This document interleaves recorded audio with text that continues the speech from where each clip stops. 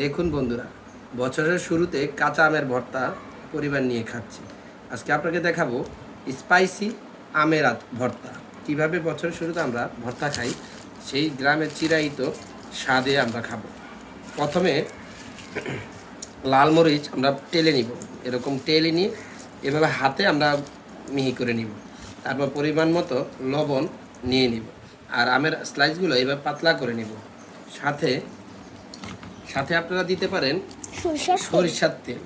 হালকা সরিষার তেল দিলে, হালকা, বেশি অতিরিক্ত সরিষার তেল দিলে আপনার স্বাদটা নষ্ট হয়ে যাবে।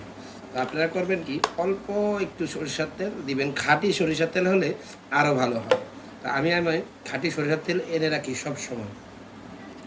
তারপরে পর্যাপ্ত পরিমাণ লবণ দিয়েছি। এখন কি করব, হাতে যতটুকু শক্তি আছে দিয়ে কষলাবো।